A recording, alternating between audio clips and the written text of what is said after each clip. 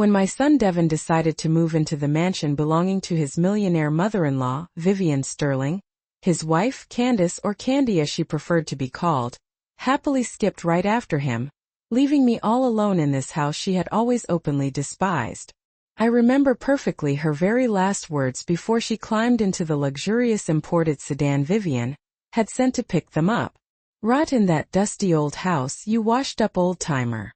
She screamed it so loud that the neighbors actually stepped outside to stare. Devin didn't say a word. He just loaded up the luggage and drove away without even looking back. I stood there rooted to the spot on my front porch, watching them speed off toward the life of grand estates and servants they had always dreamed about. 3 whole months passed without a single call, not one text, as if I had simply ceased to exist to them. But then, one Thursday afternoon, there they were. They showed up in a beat-up ride share, lugging the very same suitcases they had taken away, still full of grand illusions, but now with expressions of total defeat. And when I opened the door and saw them standing there, their eyes pleading with me to let them in, I received them in a way that left even Tony, the driver who had brought them, completely and utterly stunned. Because what they didn't know was that those 3 months without them hadn't destroyed me in any way. They had actually transformed me into someone entirely different. But to really understand how we got to that particular moment, I have to go back to the very beginning. I have to tell you what my life was really like before it all fell completely apart. Before Candace just swept into our lives like a hurricane of ambition and poison. My name is Layla, and I'm currently 64 years old. This house where I live, this modest 2-story home in a working-class part of Northside Detroit, is absolutely everything I own. I bought it around 30 years ago with the money from my husband's life insurance policy. He died when Devin was only about 8 years old in a horrible construction accident. One day he just left for work like always, and he unfortunately never came back home. He left me all alone with a little boy, some debt, and that insurance check, which I then invested in the only thing that could give us any kind of stability, our very own roof over our heads. I worked for 25 long years as an administrative assistant at a local accounting office. I didn't earn very much, but it was certainly enough. I raised Devin all by myself. I dressed him, fed him, paid for his schooling, all of his supplies, and even his wildest dreams. He never lacked a thing except maybe a father figure. But I did my absolute best to be both parents. I worked my tail off, even pulling double shifts when necessary. I saved every single penny that I could so that he could eventually go to college. And he did just that. He studied hard, graduated as an engineer, and landed himself a pretty good job. I was so incredibly proud. I thought all of my sacrifices had finally paid off in the end. Then Candace showed up seemingly out of nowhere. He met her at a company conference about 4 years ago.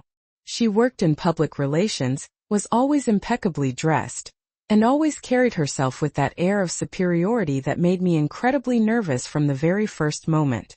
When Devin finally introduced us, I smiled and hugged her like I do with everyone. But she barely even extended her hand, as if simply touching me would somehow contaminate her. I really should have seen the red flags even back then. I should have noticed that look that swept over me from head to toe, carefully evaluating my simple dress, my worn-out shoes, and my humble home. They ended up getting married only 6 months later. It was a pretty small wedding because I simply didn't have the money for anything big. And Devin certainly didn't want me to go into debt. Candace was in a pretty bad mood the entire day. Her mother, Vivian, didn't even bother to attend. She simply sent a costly gift and a cold note basically saying that she was away on a business trip in Europe. I cooked all of the food with my own 2 hands. I made my absolute best mac and cheese, collard greens, and fried chicken. Basically, everything I knew how to do well. Candace barely even tasted a bite. I even overheard her telling a cousin, "It tastes just like cheap takeout." After the wedding, Devin and Candace decided to move in with me. "It's just temporary," they said. "Just until we save up enough money for our own place." I was actually pretty happy. My house felt full of life again. I fixed up the upstairs room, the biggest one, the one with a really nice view of the little backyard garden. I put out fresh sheets and hung clean curtains. I really thought we were going to become a family. How incredibly naive I was back then. From the very first night, Candace started in with her constant comments. The house smelled old. The walls needed to be painted. The bathroom was far too small. The living room furniture looked like it had been pulled straight from a dumpster. Every single day she found something brand new to criticize and complain about. At first, Devin would try to defend her with nervous laughs, saying that she was simply used to something else and that I really should try to understand. And I did understand, or at least I truly tried to. I swallowed all of my words and my tears and just kept cooking and cleaning, trying my best to make them feel as comfortable as possible. The months passed by, and things only continued to get even worse. Candace actually stopped eating any of my food. She claimed that it was too greasy, too heavy, and far too common for her liking. She started ordering food from ridiculously expensive restaurants, and just left the empty containers lying all around for me to pick up. She would even invite her friends over and apologize for the incredibly humble place where they had to live temporarily.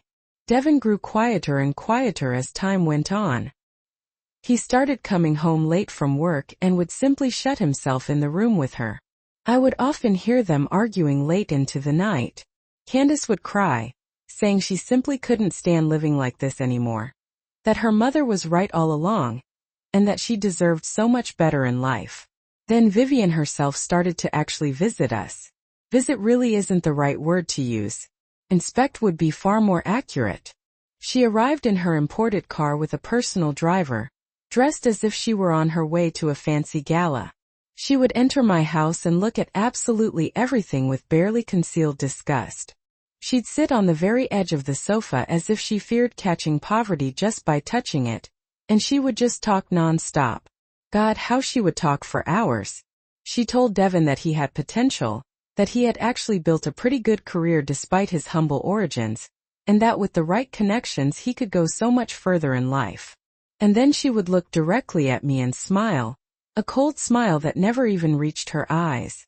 Eleanor, she'd say, it's certainly admirable that you did all that you could with so very little. Not everyone has the good fortune to be born into such a good position in life. I would clench my fists tightly under the table and just smile politely. I always smiled for Devin because I really didn't want to cause any kind of trouble, because I truly thought that if I was just patient enough, if I was kind enough, eventually Candace and her mother would both see that I only wanted the absolute best for my son in the end. How incredibly foolish I was to believe that. Kindness simply doesn't work on people like that. They see kindness as nothing more than a weakness, and they attack any sign of weakness like sharks attack the smell of blood in the water. Then everything changed practically overnight. One Friday night, Vivian came over for dinner. I had prepared absolutely everything very carefully. I had cleaned the entire house until it shined brightly. I had put fresh flowers on the table to try and brighten things up. Candace had barely even spoken to me all week long. But that particular night, she seemed especially animated and full of energy. During dinner, Vivian talked at length about her luxurious estate, her extravagant trips, and all of the incredible opportunities she could offer Devin if he were just in the right place in life. And then she finally said it right out loud. Devin, son, why don't you just come live with me at my place? I have an entire wing of the house that I never even use. 3 bedrooms, 2 bathrooms, and even a private balcony all your own. Candace would be so incredibly happy there, and you could finally focus on your career without. She paused for a moment and looked directly at me without any unnecessary concern. The silence that followed was almost deafening. Devin just looked down at his plate. Candace's eyes were shining with excitement, and I felt my own heart break into a million tiny pieces. But I still managed to smile for them. Devin really has to decide what's best for himself, I said, my voice barely audible even though I was screaming inside. And he did decide. Of course, he ultimately decided to leave me. Just 1 week later, they packed up all of their things and left. The week that passed between Vivian's sudden offer and the actual moving day felt like slow torture. Devin barely even spoke to me during that time. Whenever I tried to start a conversation, he would simply look away and mumble something about being busy with work. Candace, on the other hand, was radiant and glowing with happiness. She walked all around the house as if she no longer belonged there, as if every single second spent there was somehow an insult to her brand new position in life. I even heard her on the phone with her friends bragging about the mansion, the gardens, and the heated pool. She never even mentioned that I existed at all. It was as if the last 2 years had been completely erased from her memory. I decided to try and talk to Devin one last time before he left. It was 2 nights before the big move. I found him all alone in the kitchen getting himself a glass of water. I approached him very carefully as if I were approaching a startled and wounded animal. "Son, are you absolutely sure about this decision?" I asked him softly. "This is still your home, you know. It will always be your home no matter what." He put the glass down on the counter a little harder than was necessary. "Mom, I'm really not a kid anymore. I need to go and build my own life for myself. Candace just isn't happy here. And you?" He didn't answer me. He simply left the kitchen, leaving me standing there all alone with my heartfelt words hanging in the air. That was unfortunately the last real conversation that we ever had before he left for good. On moving day, a small rental truck arrived out front. They really didn't have that many things to take with them. Most of the furniture in the house was actually mine, but Candace made absolutely sure to take every single gift that I had ever given them, every single photo where they appeared all alone, as if she really wanted to erase any trace of their time in this house. I helped them load all of the boxes into the truck. Devin just avoided looking me in the eye the entire time. Candace supervised everything very closely with that triumphant smile on her face that pained me so much to see. When they finally finished loading everything up, Vivian arrived in her luxury car. She didn't even bother to get out of the car. She simply honked the horn twice as if she were calling for her dogs. Candace practically ran to the car without hesitation. Devin carried the last of the suitcases and finally looked at me. For just a second, just one brief second, I thought I saw something in his eyes. Guilt. Regret. But then Candace called out to him from the car, and the fleeting moment simply vanished into thin air. "Take care, Mom," he said quickly and then turned away from me. "Devin, just wait a second," I called out, but he was already walking toward the car. Candace rolled down the window of the car. She had that same expression on her face, that awful mix of contempt and victory that I had really learned to hate. And then she said those horrible words. She screamed those terrible words that would be burned into my soul like hot iron. "Rot in that dusty old house, you washed-up old-timer. We're finally going to live the right way, not like rats in this filthy hole." The neighbors all came outside to see what all of the commotion was about. Mrs. Carol Jenkins from the house right next door. Mr. Frank Powell from across the street. Everyone heard what she said. Everyone saw my humiliation. Devin simply got into the car without saying a single word, without defending me in any way, without even turning around to look back. Vivian started the engine, and they quickly drove away into the distance. Just like that, they were gone. I stood there all alone on the curb with all of my neighbors looking at me with pity in their eyes, feeling the tears finally start to roll uncontrollably down my cheeks. Mrs. Jenkins came over and gave me a hug. "Oh, Ella Laner, that woman is completely unforgivable. And your son, your own son, should be absolutely ashamed of himself for letting that happen."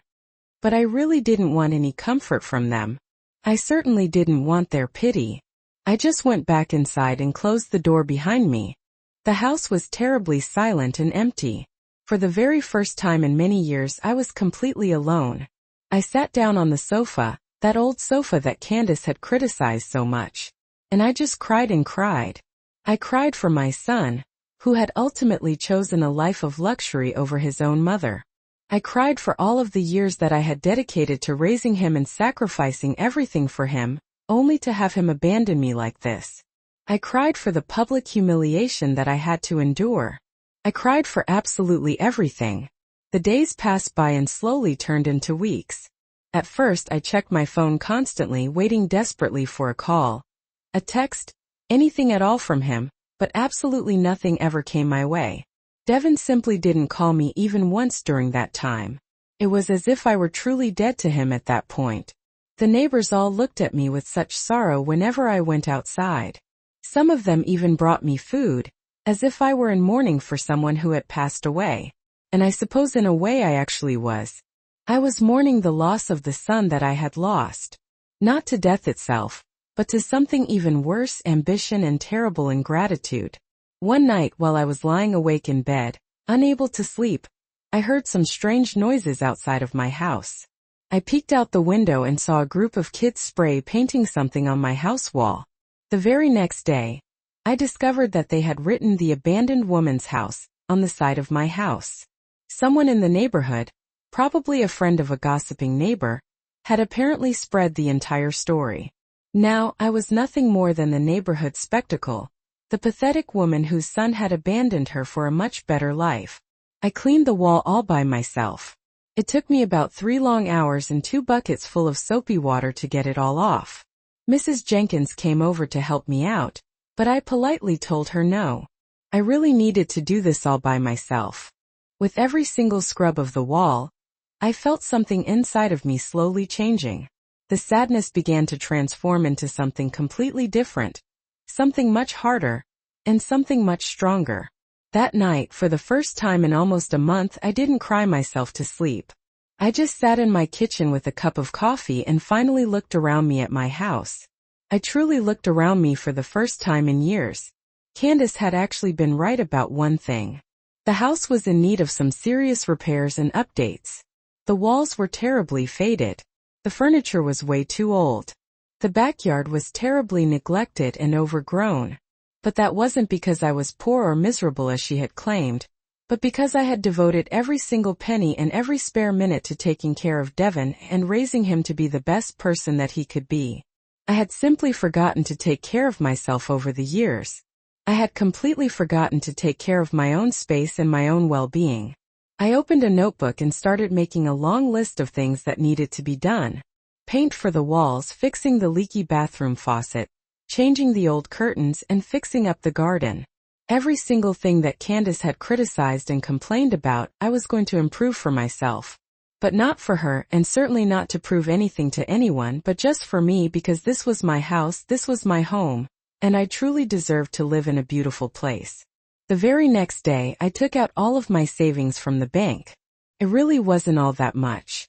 I had spent almost everything I had saved on Devin's wedding and helping them out while they were living with me, but I still had about $3,000 saved up for real emergencies. And this was an emergency, not of money, but of my own personal dignity. I went to the local hardware store and bought some paint, cream for the living room, light green for the kitchen, and a soft yellow tone for my own bedroom. The employee, a young man named Marcus Reed, helped me load everything into a cab outside. "Are you going to paint all by yourself, ma'am?" he asked me with genuine concern in his voice. "Yes, I am," I replied, and for the first time in many weeks I actually smiled. "I'm going to paint all by myself." I started working that very same afternoon. I moved the furniture out of the way, covered absolutely everything with old newspapers, and got right to work on the walls. I had honestly never painted a house in my entire life, but I learned everything pretty quickly. The first day was a complete and utter mess. I got completely covered in paint. I stained the floor and even a curtain, but I didn't give up at all. I just kept on going. And then something really strange and unexpected happened. With every single stroke of the brush, with every wall that changed color, I felt as if I were painting over my pain and sadness. I was covering up the past with something brand new, something that I was personally creating all by myself. Mrs. Jenkins would come over to see me every single day. "Ella Laner, you're going to kill yourself working so hard like this. You should really hire someone to help you out." But I really didn't want to hire anyone. I needed to do this all with my own 2 hands. I really needed to feel like I actually had control over something in my life. For 2 long weeks I just painted and painted. My back ached constantly. My arms hurt terribly. But I still didn't stop at all. And when I finally finished painting the entire living room and saw those clean, fresh walls, I felt something that I honestly hadn't felt in months. Pride.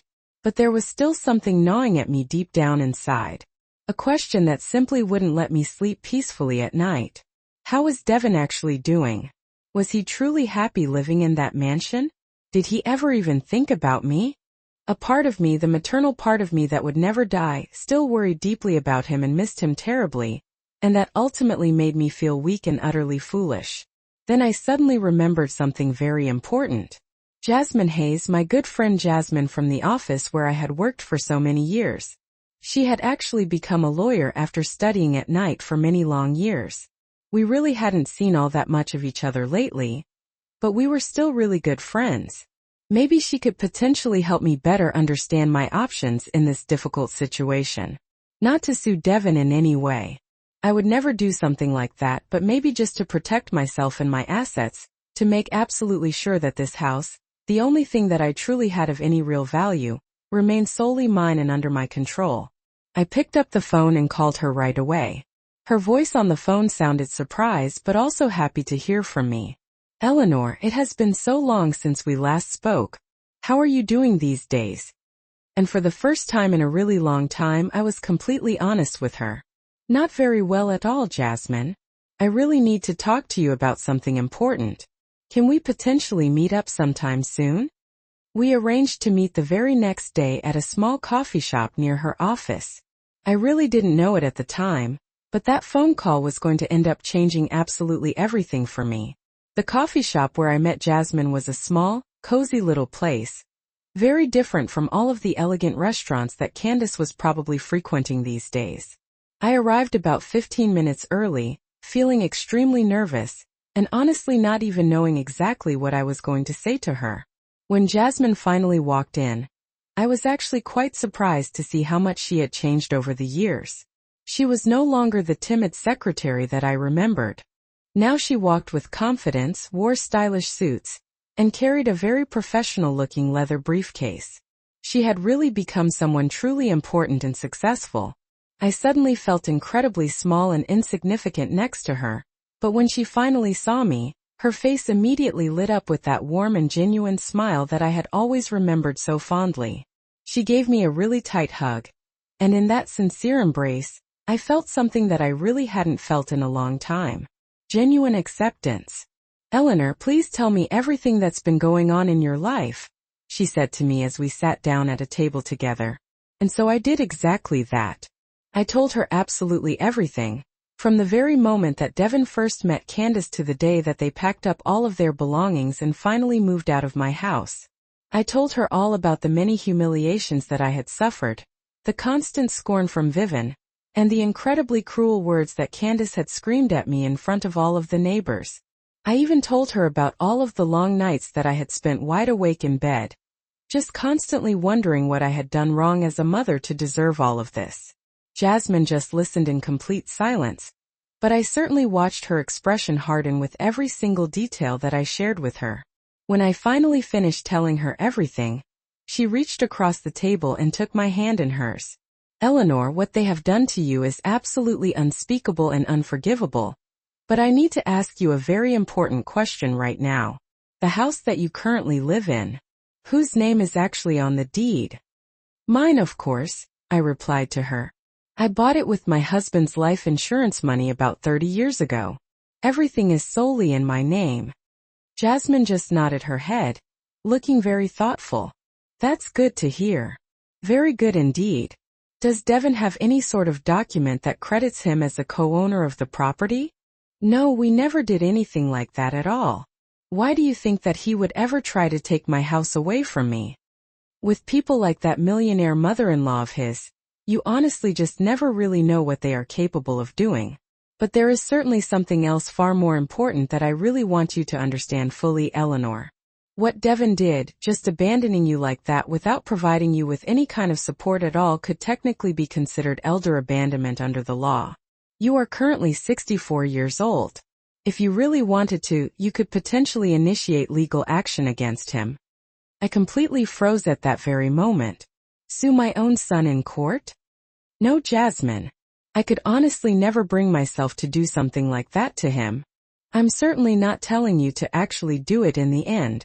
I just want you to be fully aware that you do have rights as a human being, and that you are certainly not defenseless in this situation. Devin has a number of legal and moral obligations to you that he has clearly chosen to completely ignore. Just save every single text message that he sends you.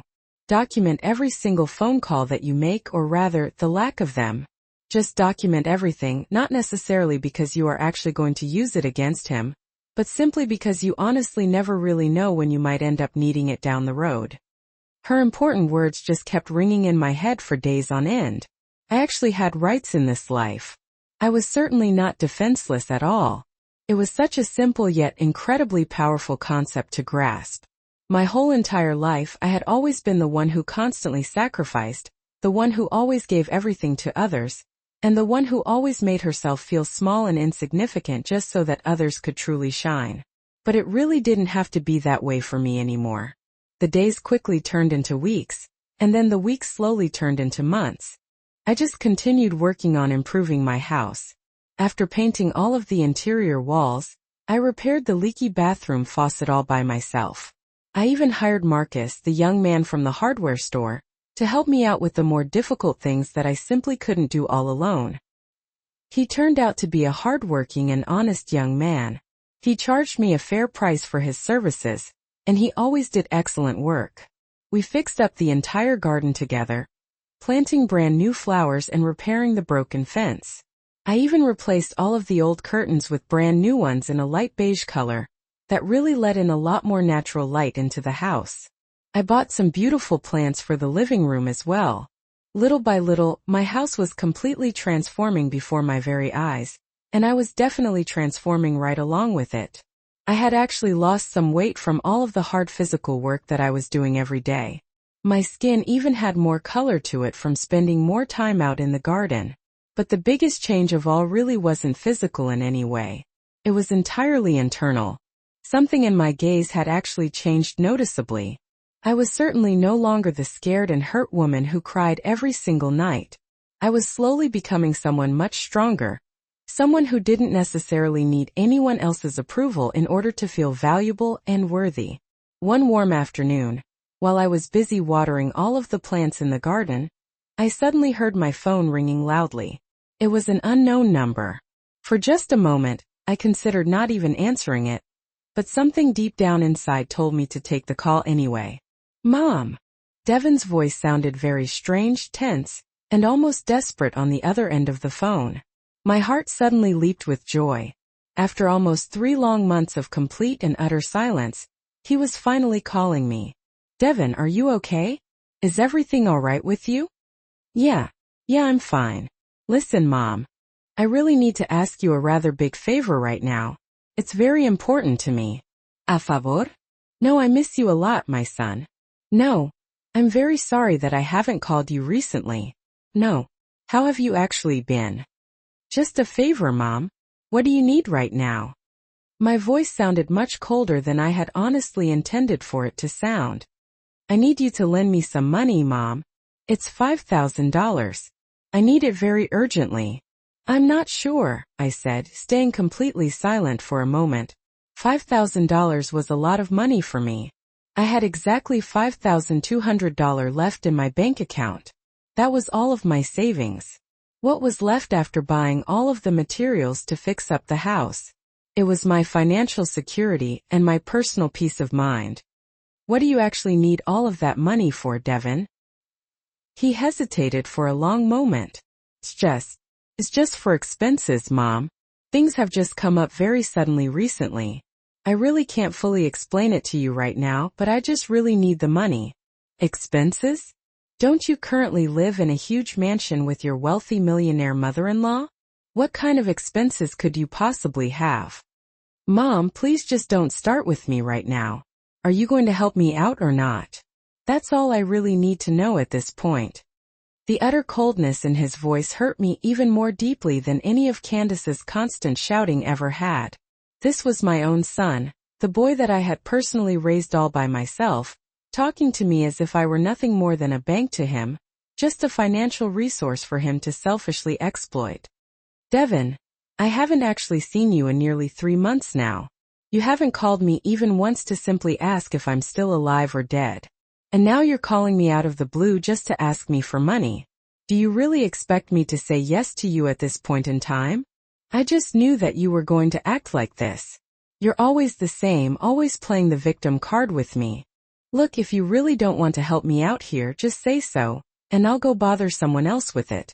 Something deep down inside of me suddenly broke at that very moment, but it really didn't break with any sadness. It actually broke with a newfound clarity. I could finally see my son for what he had ultimately become.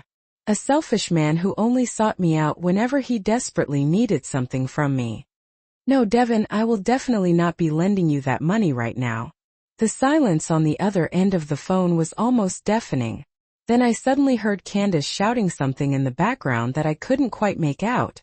Devin just sighed loudly in frustration and anger. Fine, perfect. I honestly already knew that I really couldn't count on you for anything in life. Goodbye, Mom. And he then hung up the phone on me just like that. I stood there all alone in the garden with the phone still in my trembling hand, feeling a very strange mix of both deep pain and also liberation at the very same time. I had finally said no to him. For the very first time in my entire life, I had actually said no to my very own son when he needed something from me. And even though it hurt me quite a bit to do so, it also just felt right in my heart. That night I called Jasmine and told her about the call. She let out a low whistle.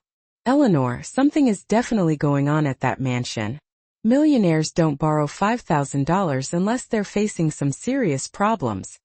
You think so? I asked, feeling a knot of worry tighten in my stomach. I'm sure of it, she replied with conviction. Look, I have some contacts. Let me do a little digging into Vivian, the mother-in-law. Sometimes it's a good idea to know who your son is dealing with, you know? I honestly didn't know what to think about that. Part of me was resistant, I really didn't want to know. Part of me just wanted to move forward with my life. Forget about Devin and his new family, pretend it never happened. But another part, the undeniable maternal instinct, needed to know he was okay. Even if he had abandoned me, even if he had used me, he was still my son after all. Jasmine called me a week later. Her voice sounded serious, no trace of her usual lightheartedness. Eleanor, we need to talk in person. Can you come to my office tomorrow? When I arrived at her office the next day, Jasmine had a manila folder sitting prominently on her desk.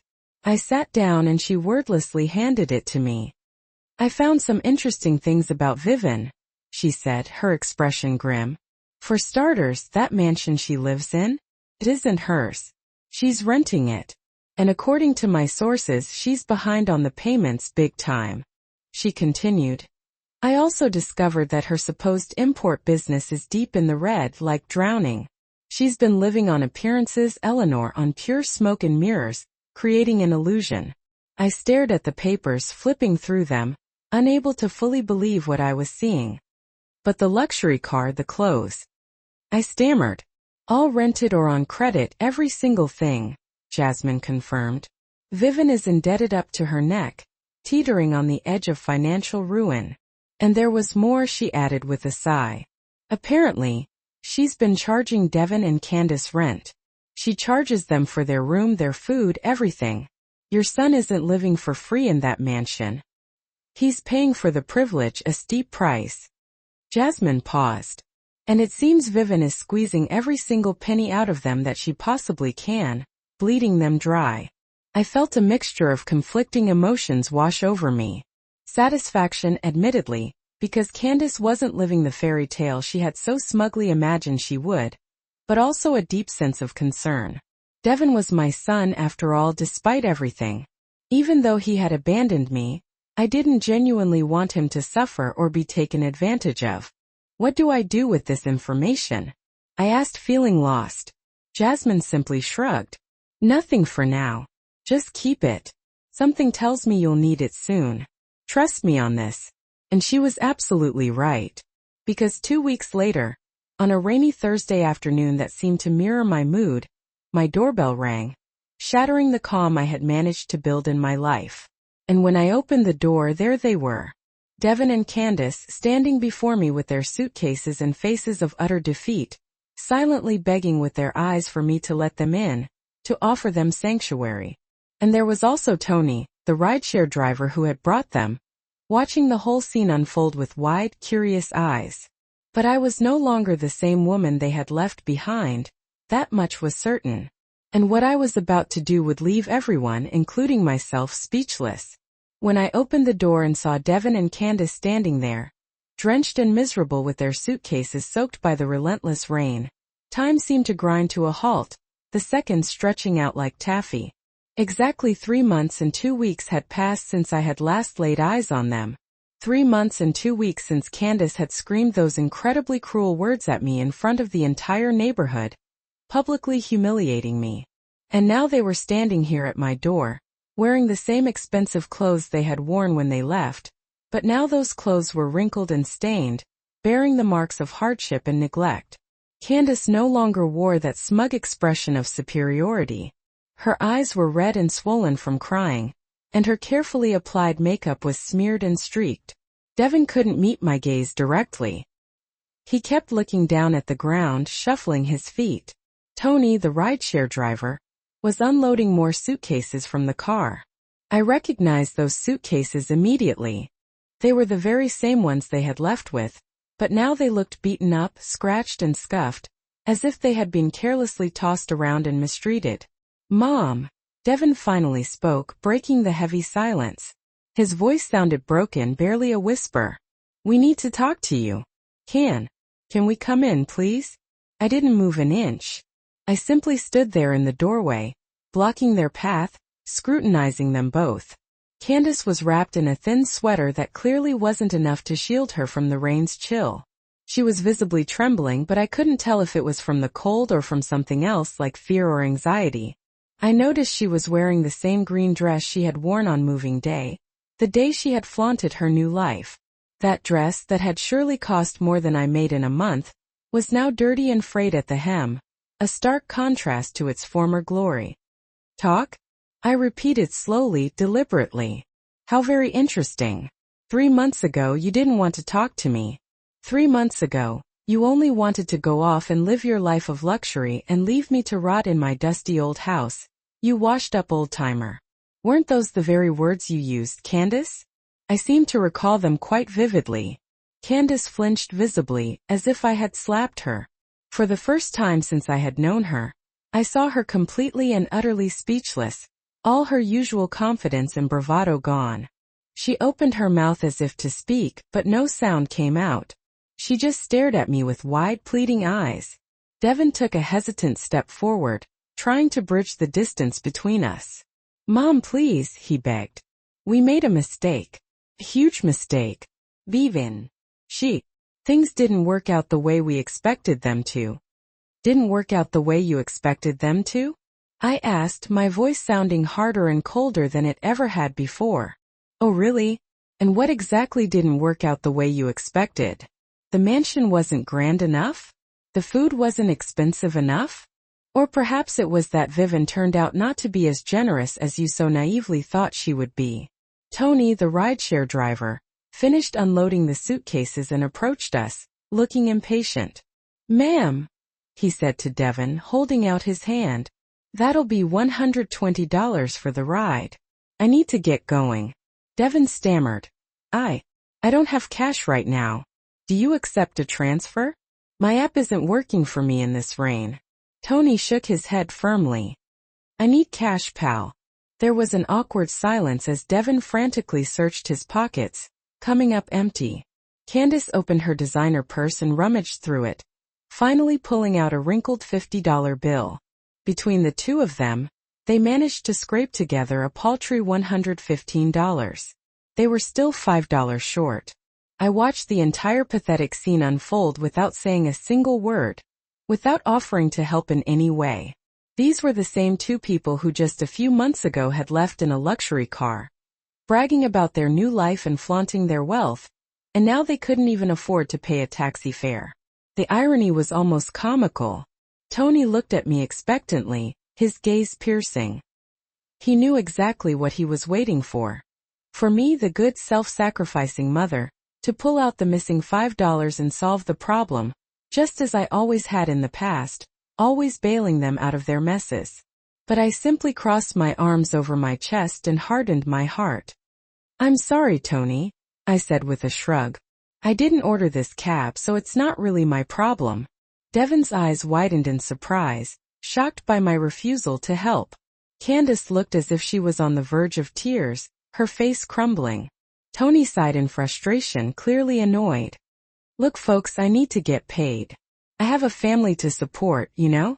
We'll pay you, Devin said desperately. Just give me 2 days and I'll transfer you everything. Tip included, I swear.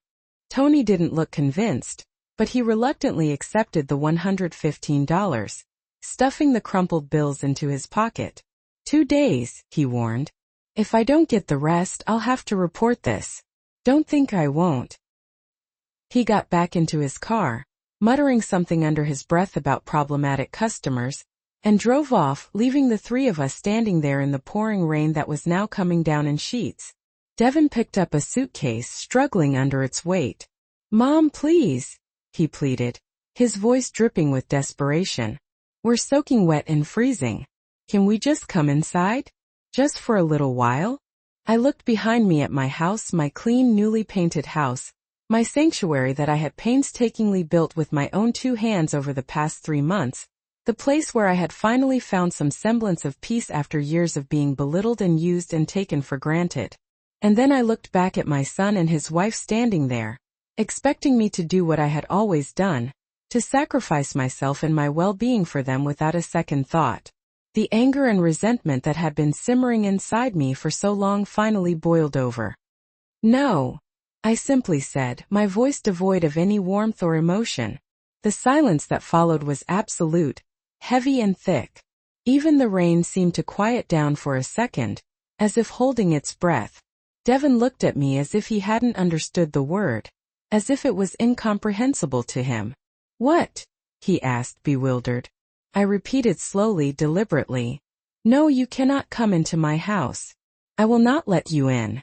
Do I need to make that any clearer? Candace let out a choked sob, finally breaking down completely. Eleanor, please, she begged, her voice cracking with emotion. We have nowhere else to go. Vivian threw us out. She threw us out without any money, without anything. We've been sleeping in a cheap motel for the last 4 days, but we don't have any money left. Please, just for tonight. Just for one night. Just for tonight, I repeated, a bitter edge creeping into my voice. Like when you moved into my house temporarily for a few months, and those months turned into almost 2 years? Like when you made me feel every single day of those 2 years that my house was an unworthy hovel, an embarrassment. Like when you invited your friends over and apologized for the humble place you had to live. Candace choked out. I was wrong. I'm sorry. Truly, I'm so sorry.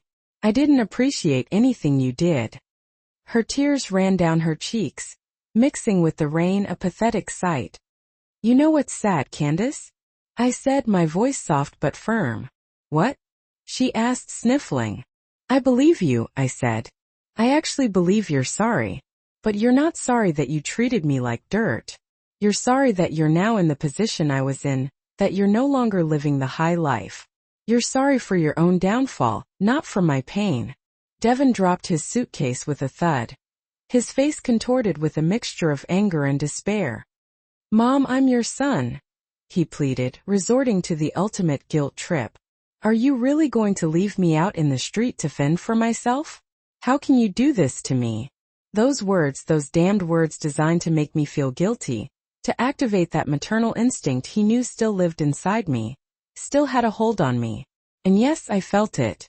I felt that familiar tug in my heart, that instinctive urge to open the door and let them in, to protect them from the storm. But I also remembered something crucial. I remembered Jasmine's words of advice and encouragement.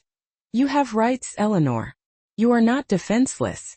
Don't let them walk all over you again. I remembered the countless nights I had spent crying, wondering what I had done wrong to deserve such treatment. I remembered the public humiliation, the graffiti on my wall, the looks of pity from the neighbors. Devin, when you left 3 months ago, you left me, I countered, my voice trembling slightly but gaining strength with each word. It wasn't the other way around. You chose a mansion and money and the promise of a better life over your own mother. You kept silent when your wife insulted me in front of the entire neighborhood, not defending me in any way. You didn't call even once in 3 months to check if I was alive or dead, to see how I was doing. The only time you called was to ask me for $5,000, and when I said no, you hung up on me without a second thought. So no, I'm not leaving you in the street. You put yourself there, both of you. You made your choices, and now you have to live with the consequences. But Mom. Devin started to protest, but I cut him off sharply. Nous devons. For 3 months I've been fixing up this house, transforming it into a home. Do you see the walls? I painted them myself. Do you see the garden? I planted it myself. This house is no longer the place you left. It's my home, my sanctuary, my safe haven. And you two are no longer welcome here.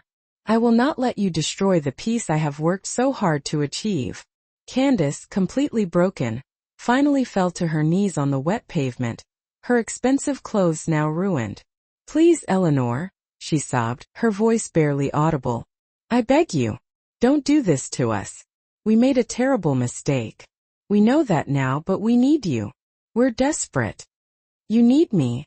I repeated, my voice laced with bitterness and sarcasm. Now you need me, now that you have no one else to turn to. When you had a mansion, you didn't need me.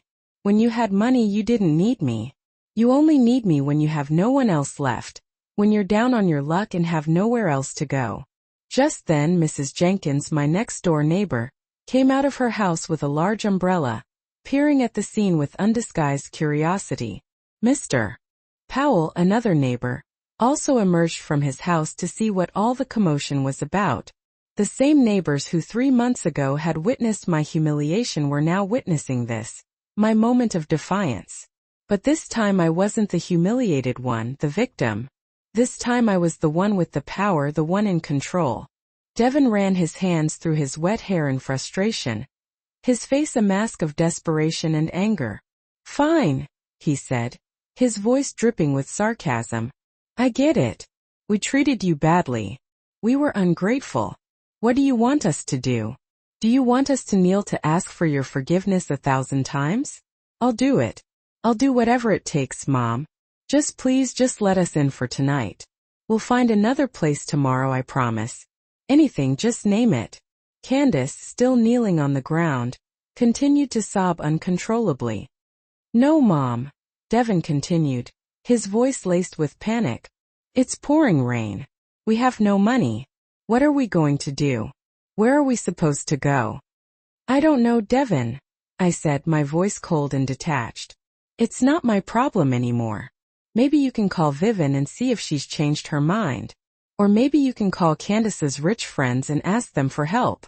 Or maybe you can do what I had to do when I was left alone and penniless and heartbroken. Figure it out yourselves, because I'm not going to do it for you. Devin stared at me with a mixture of disbelief and rage, his eyes blazing with resentment. I could see that he genuinely didn't understand how his mother, the woman who had always given in, who had always forgiven, who had always put his needs before her own, was now denying him help, turning her back on him. You know what the worst part is? I continued, feeling the words flow out of me like a river that had been contained for far too long, finally breaking free. That even now, even in this moment, you are not here because you miss me. You didn't come to apologize because you realized you treated me wrong. You didn't come because you felt remorse or guilt. You came because you had no other choice, because you were desperate and had nowhere else to turn. I am your last resort, your plan Z. And I'm sorry, but I am no longer available to be anyone's plan Z. I refuse to be used like that again. I reached for the doorknob, ready to close the door and end this painful charade. Devin took a desperate step forward, grabbing my arm. Wait, please, he begged. Just give me a chance to explain. Vivian isn't who we thought she was. She lied to us. She used us. She made us work like servants in her house, doing all the chores and running errands. She charged us for everything, exorbitant amounts. The food, the water, the electricity, even the toilet paper. We were living worse than when we were with you, and we were constantly walking on eggshells, afraid to displease her. And when we couldn't pay anymore, she threw us out like dogs without a second thought. She took our phones, our credit cards, everything. She only left us with these suitcases of clothes. "Mom, we made a terrible mistake, but we're still your family, we're still your flesh and blood. You always said family is the most important thing in the world." I looked him directly in the eyes, my gaze unwavering. "I used to say that." I corrected him, emphasizing the word used. "But family goes both ways, Devin. It's not just about taking, it's about giving and supporting and being there for each other. And you showed me with your actions that to you I wasn't family. I was convenience. I was someone to be used and taken advantage of until you didn't need me anymore. And with that, I have nothing more to say." I stepped inside and closed the door firmly, shutting them out, shutting out the past. I heard Candace scream my name in a voice filled with anguish and despair. I heard Devin pound on the door with his fists, but I didn't open it.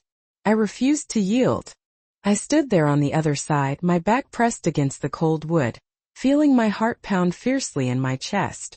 Tears streamed down my cheeks, but they weren't tears of sadness or regret or guilt. They were tears of liberation, tears of release. I was finally free.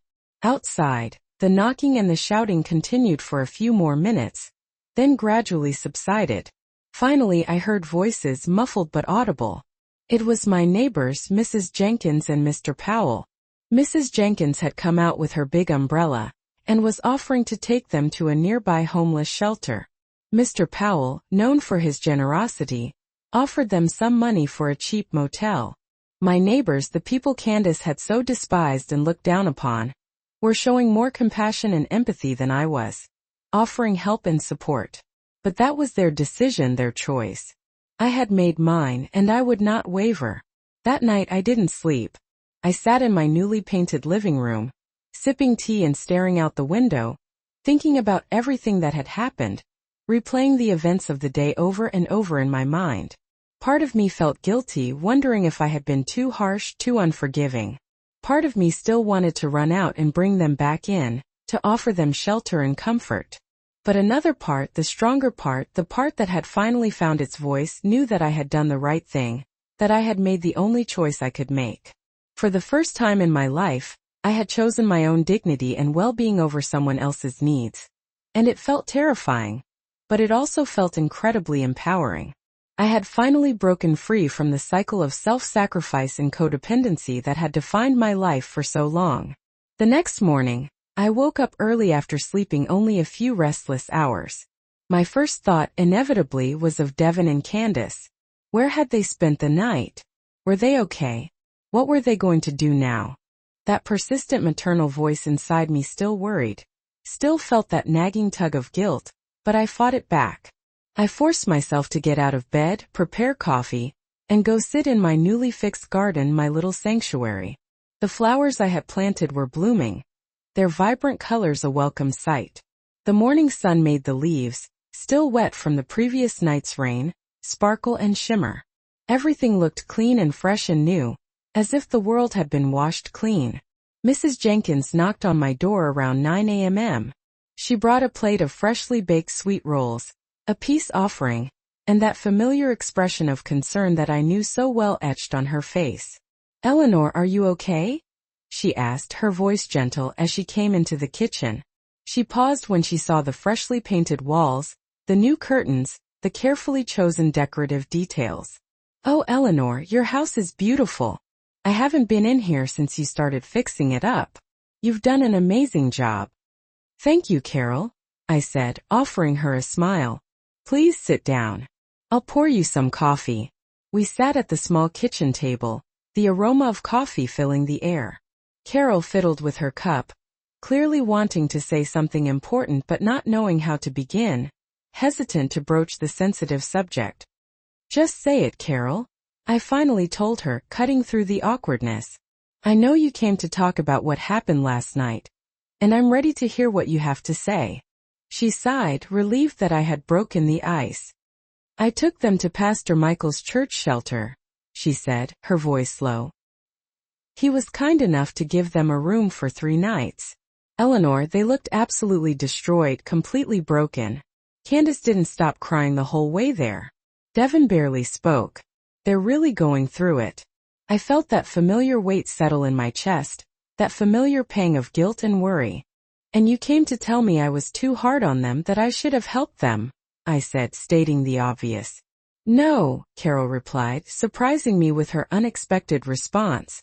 I actually came to tell you that I'm proud of you. What you did last night took courage that few of us have, Eleanor. I saw how they treated you, how they disrespected you, how they took you for granted. I saw them leave here as if you were garbage, as if you didn't matter. And now they show up expecting everything to be fine, expecting you to welcome them back with open arms. No, honey. You did the right thing. You stood up for yourself, and I admire you for it. Her words lifted a huge weight from my shoulders, a burden of doubt and guilt that I had been carrying around since the previous night. I had feared that everyone would think I was a cruel, heartless mother, but Carol, who had known me for 20 years, who had seen everything I had been through, supported me and validated my decision. But, are they okay?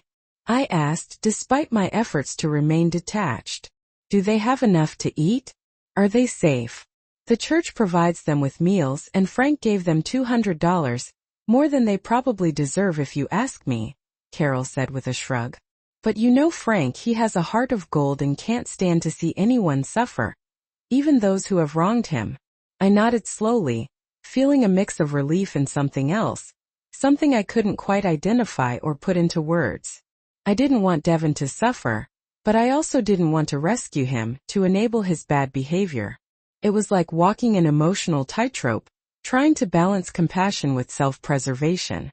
The following days were strange and unsettling. I knew that Devin and Candace were staying at the shelter just 4 blocks from my house, yet I didn't go to see them. I didn't call them. I avoided them as much as possible, trying to pretend they didn't exist, trying to focus on my own life and my own healing. I continued working on the house, adding the finishing touches, the little details that made it feel more and more welcoming, more and more like a true home.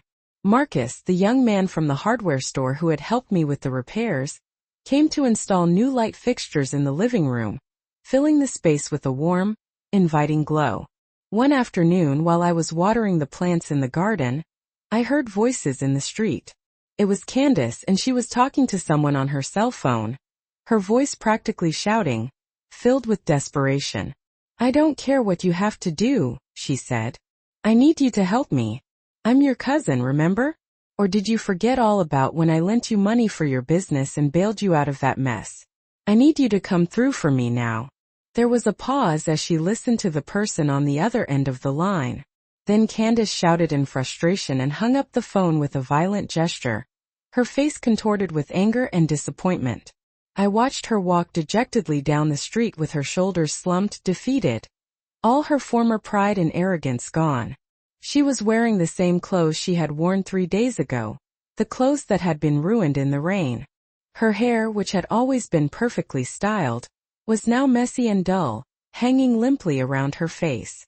I quickly hid behind the fence so she wouldn't see me, feeling a strange mix of satisfaction and pity. I was glad that she was finally experiencing the consequences of her actions, but I also couldn't help but feel sorry for her. Jasmine called me that night, her voice filled with concern. How are you holding up, Eleanor? I heard what happened. The whole neighborhood is buzzing about it. How did you find out so quickly, Jasmine? I asked, surprised by the speed at which news traveled. Eleanor, you live in a small neighborhood, she said with a chuckle. News travels fast. Carol is friends with my aunt, and she told her everything. And let me tell you something, Eleanor. You did the right thing. Don't let anyone tell you otherwise. I don't feel good about it, Jasmine. I confessed, my voice heavy with guilt. You're not supposed to feel good about it, she said firmly. You're supposed to feel strong. There's a big difference between the two. Don't confuse them. Do you regret it? I asked, needing her honest opinion. I thought about her question for a long moment, weighing the pros and cons, the rights and wrongs, the shoulds and shouldn'ts. Did I regret my decision? Had I been too harsh? Should I have given them another chance? No, I finally replied, my voice firm and resolute. I don't regret it. I made the only choice I could make, and I stand by it. Good, Jasmine said, her voice sounding relieved. Because I have some more information about Vivian that I thought you'd want to know. It's even worse than we initially thought. I can come to your house tomorrow morning and fill you in if you're up for it." The next day, Jasmine arrived at my house carrying another manila folder, her expression grim. We sat in my living room, the same room where I had turned Devin and Candace away, and she spread several documents on the coffee table. "Vivian is in serious financial trouble, even more so than we initially thought," Jasmine said, her voice low. "She has lawsuits pending against her from 3 different creditors who are trying to collect on unpaid debts. The house she's renting, the mansion, is going to be foreclosed on next month. She's facing eviction, and she has nowhere to go." "But that's not all," Jasmine continued, shaking her head. "Her supposed import business never actually existed. It was a front for money laundering, a sophisticated scheme to hide illegal funds, and now the authorities are investigating her. Eleanor, that woman is headed for jail. It's only a matter of time before she's arrested and charged with multiple felonies." I was speechless, stunned by the extent of Vivian's deception and criminal activity. "Does Devin know all this?" I asked, my voice barely a whisper. "I highly doubt it," Jasmine replied. "Vivian is very good at keeping up appearances, at maintaining the illusion of wealth and success. She's a professional con artist, and she's fooled a lot of people, including your son." "But there's more," Jasmine continued, sighing. "I found out that she was charging Devin and Candace $2,000 a month for that small room they were living in. An exorbitant amount that's practically highway robbery. $2,000. And that doesn't even include food or other expenses. It's outrageous." $2,000 a month? I repeated incredulously. They could have rented a decent apartment for that price, a place of their own where they could have had some privacy and independence. "Exactly," Jasmine said. But Vivian convinced them that living in the mansion was an investment in their future, that the connections they would make and the opportunities they would be exposed to would be worth the exorbitant rent. It was all a lie, of course. There were no connections, no opportunities, no benefits whatsoever. There was only exploitation. Vivian was just using them for their money. I looked at the documents, feeling a mix of conflicting emotions swirling inside me. On one hand, I felt vindicated, knowing that I had been right to refuse to give Devin the $5,000 he had asked for. That money would have gone straight into Vivian's greedy hands, and he would have never seen it again. On the other hand, I felt a pang of sympathy for my son, realizing that he had been the victim of a professional manipulator, a con artist who had preyed on his weaknesses and insecurities. "What do I do with this information, Jasmine?" I asked, feeling lost and confused. "Nothing for now," she replied. "I just wanted you to know the full truth, to understand the situation. Devin and Candace made bad decisions, yes, and they should be held accountable for their actions. But they were also manipulated by someone much more skilled and ruthless than them. They were victims as well, to some extent." After Jasmine left, I sat alone in my living room for hours, lost in thought, trying to process everything I had learned. Devin wasn't a bad man, not deep down. He was weak and easily influenced, and he had made the wrong choices, allowing himself to be dazzled by promises of wealth and status. But deep down he was still my son, the boy I had raised, the boy I loved. But I also understood something else, something equally important.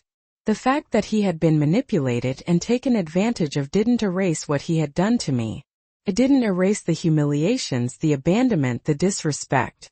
One thing did not cancel out the other. He was still responsible for his actions, regardless of Vivian's influence. On Friday afternoon, Pastor Michael, the kind and compassionate priest who ran the local homeless shelter, knocked on my door, his face etched with concern. He was an older man, about 70 years old, with kind but firm eyes that seemed to see straight through you. "Eleanor, I need to talk to you about your son," he said, his voice gentle but serious. I invited him in and offered him a glass of fresh water. He sat on the sofa, looking around the room with approval, and then turned to me with that solemn expression that priests have when they are about to give a sermon. "Devin and Candace have to leave the shelter tomorrow," he said, his voice filled with regret. "The 3 nights I gave them are up, and I don't have any more space. We're always full. and there are other families in need of our services. I know, Pastor, I said, anticipating what he was about to ask. Devin asked me to talk to you, to intercede for him, to try to convince you to let them stay longer. He told me what happened, his version of the events at least. And what did you tell him, Eleanor? Pastor Michael asked, his gaze steady and unwavering. I told him the truth, I replied, my voice firm. I told him that he had committed a terrible sin by abandoning me, by neglecting his duties as a son, that he had failed in his moral obligation to care for his mother. But I also told him that everyone deserves a chance at redemption, that even those who have made terrible mistakes can find forgiveness and a path to a better life. I'm not asking you to let them move back in with you, Eleanor, Pastor Michael clarified, his voice gentle. That would be too much to ask, too much to expect. But perhaps you could help them find a place to live, or lend them some money so they can start over, so they can get back on their feet.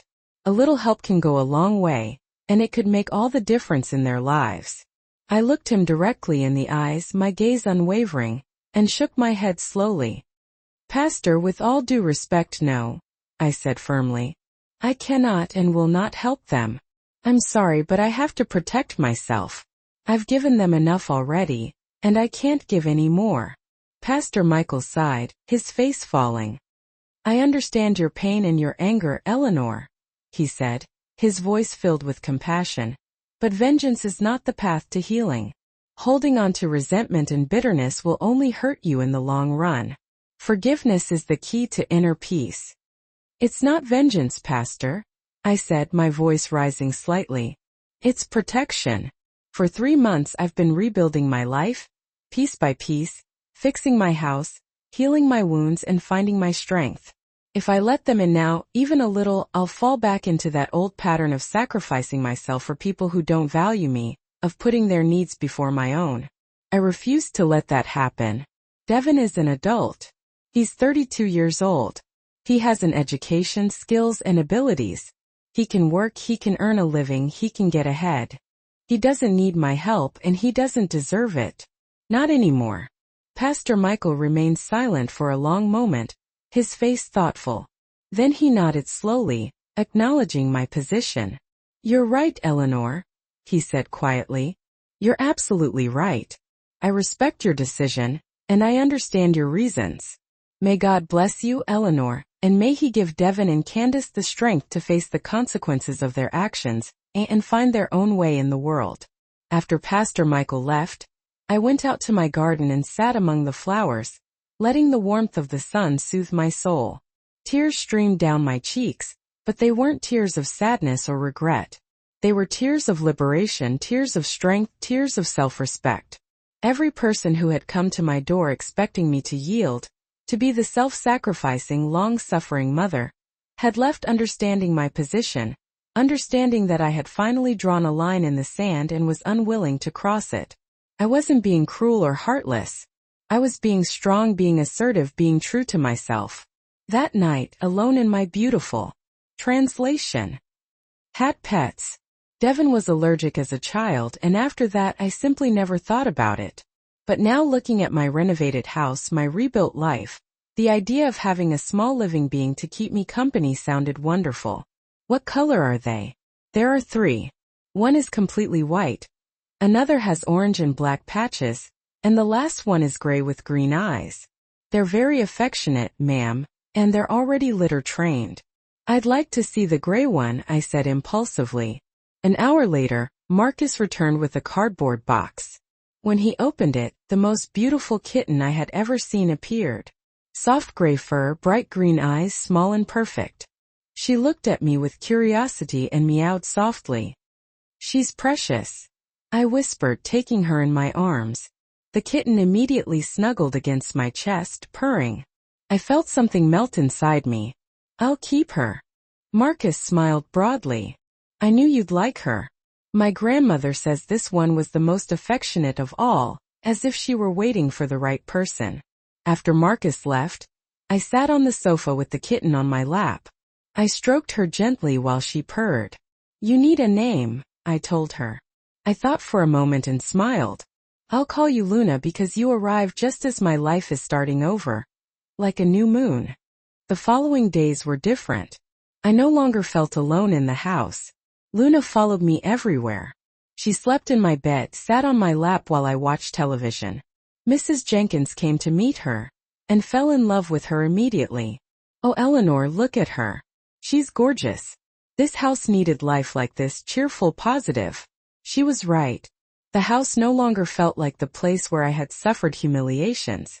It felt like a true home, my home. One afternoon while buying food for Luna at the pet store, I ran into Vivian. We literally bumped into each other, turning a corner in an aisle. She was wearing dark sunglasses, but I recognized her immediately. She looked different. Her clothes, though still designer, were wrinkled. Her hair didn't have that perfect expensive salon sheen.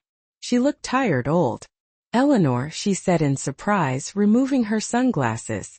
Vivian, I replied coldly. There was an awkward moment of silence. She looked at my cart with the cat food, the litter, the toys. Then she looked at me, evaluating me as she always did. But this time she didn't find the humble, frightened woman she remembered. I heard about Devin and Candace, she finally said. That they came to your house? Yes, they came. And you didn't let them in? No. She let out a bitter laugh. I don't blame you. They were both fools. I thought Devin had more guts, more ambition, but he turned out to be as weak as his father probably was. Rage exploded inside me. Don't you dare talk about my husband. He was worth 1,000 times more than you. He was an honest, hard-working man, not a liar who lives on appearances.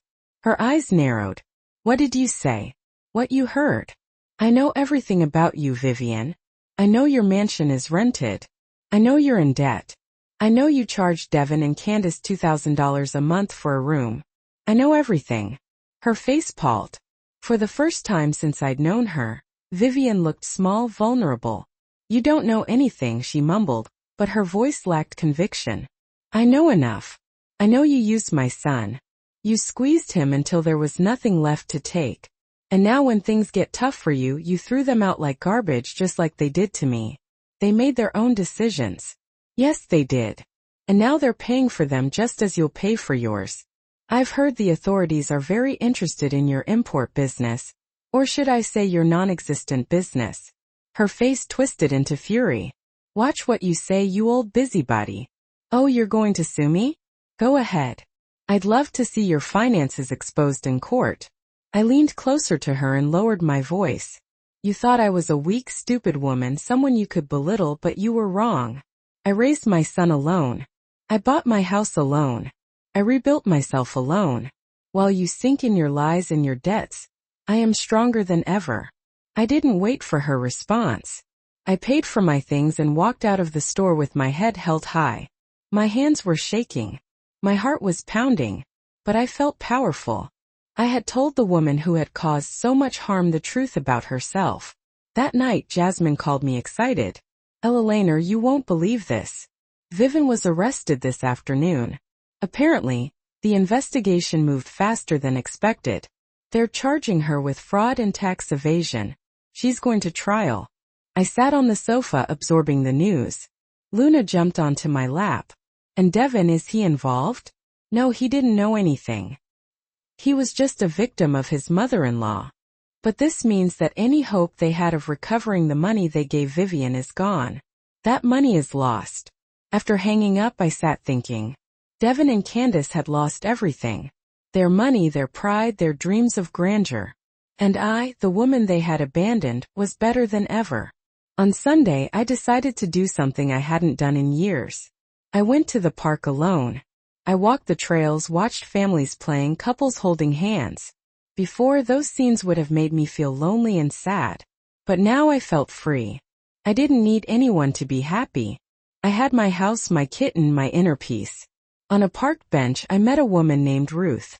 She was about my age with perfectly styled white hair and a kind smile. We started talking, and it turned out she also lived alone. She had also overcome a difficult family situation with her children. It's liberating, isn't it? She told me. When you finally realize you don't have to live for others, that you can live for yourself. Yes, I replied, smiling. Very liberating. We exchanged numbers and agreed to meet the next week for coffee. I had a new friend, a new connection. My life was filling up with good things, with good people, without Devin, without Candace, without toxic people who only dragged me down. When I returned home that afternoon, I sat in my garden with Luna on my lap and looked at my house. The newly painted walls gleamed under the afternoon sun. The flowers I had planted were in full bloom. Everything was perfect. Everything was mine. And for the first time in my life, I felt completely satisfied with who I was and where I was. I didn't need my son's approval. I didn't need to be the self-sacrificing, long-suffering mother. I could simply be Eleanor, a 64-year-old woman who had survived the storm and come out stronger on the other side. My phone vibrated. It was an unknown number. I ignored it. If it was Devin, I had nothing left to say. If it was someone else, they could leave a message. For now, I just wanted to enjoy this moment of perfect tranquility. Luna purred louder, as if she understood exactly how I felt. I stroked her gently and closed my eyes, letting the sun warm my face. This was my life now, and it was beautiful. The weeks continued to pass and my life continued to flourish in ways I never imagined. Ruth became a close friend. We saw each other twice a week to walk in the park or grab coffee. She introduced me to her group of friends, all women our age, who met on Thursdays for dance classes. First I was embarrassed, but they convinced me to try it. The first dance class was a disaster. I stepped on my partner's feet 3 times and got confused with all the steps. But the women laughed with me, not at me. And by the 3rd class I was following the rhythm. There was something liberating about moving my body to the beat of the music, about letting go without thinking about anything else.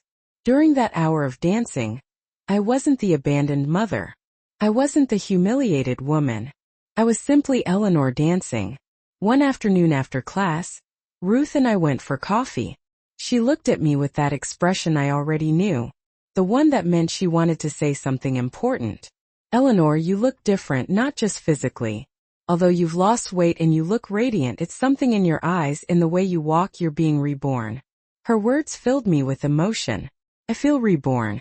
It's strange. I thought Devin's abandonment would destroy me, but it actually freed me.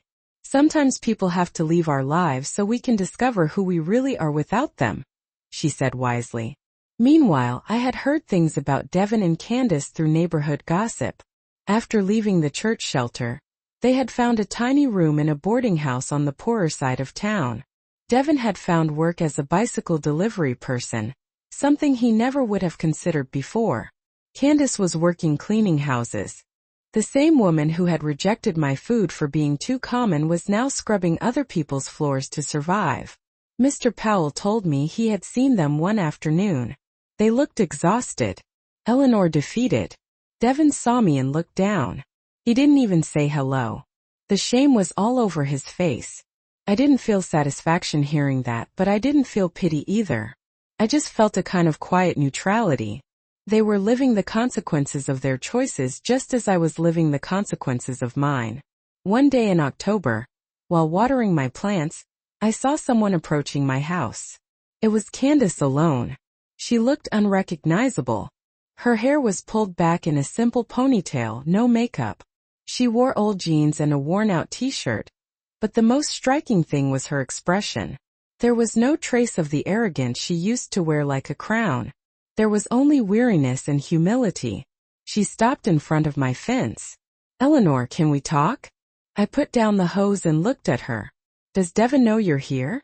No, he doesn't want to come. He says he's too proud to beg again, but I need to talk to you. I considered telling her to leave, but something in her posture, in that genuine humility I had never seen in her, made me hesitate. 5 minutes out here, she nodded gratefully. She stayed on the other side of the fence as if respecting an invisible boundary. I want to apologize. I know it doesn't mean anything coming from me. I know I was awful to you, but I need you to hear it anyway. Okay, I'm listening. I grew up with my mother telling me that money was the most important thing, that appearances were everything, that people without money were less. And I believed her. I married Devin because I saw potential in him, but also because I thought I could mold him, turn him into the rich, successful man my mother wanted. When we lived with you, every day reminded me of what I didn't want to be. Poor, simple, ordinary. So I attacked you. I made you feel small so I could feel big. She paused, wiping away the tears that were starting to fall. But my mother used us just like I used you. She squeezed us dry. And when we weren't useful, she discarded us. And that's when I understood. I understood what I did to you, the pain I caused. Now I'm the one cleaning other people's houses. I'm the one wearing secondhand clothes. I'm the one with nowhere to go. And what do you want me to do with that? I asked without emotion. Nothing. I don't want anything. I just wanted you to know that I'm sorry. That I understand you'll never forgive me. And that's okay. I don't deserve your forgiveness. I just wanted you to know that I realized how awful I was. I looked at her for a long moment. This apology was different from the one she had given in the rain a month ago. That one had been desperate, manipulative. This one was genuine, pained, real. I believe you, I finally said.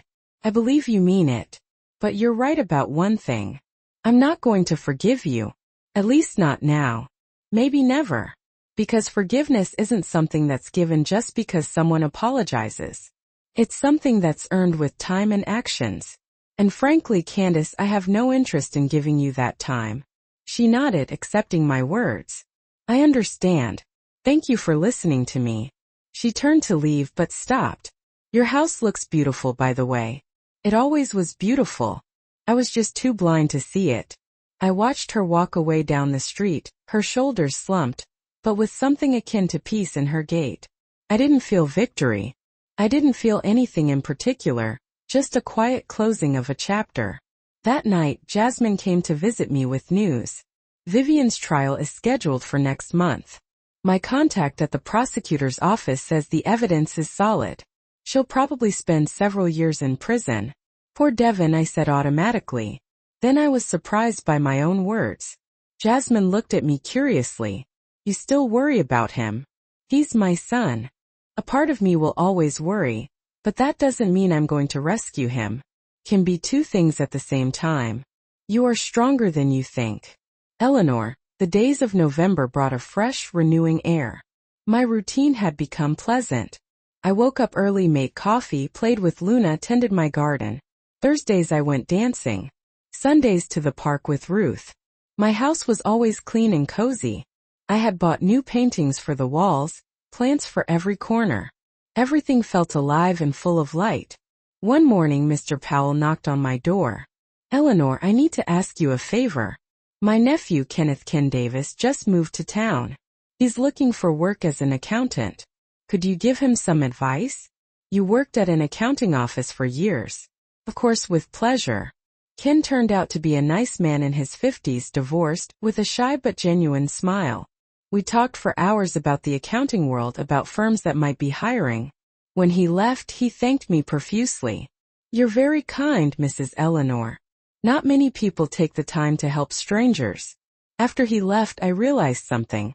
I was meeting new people, making real connections.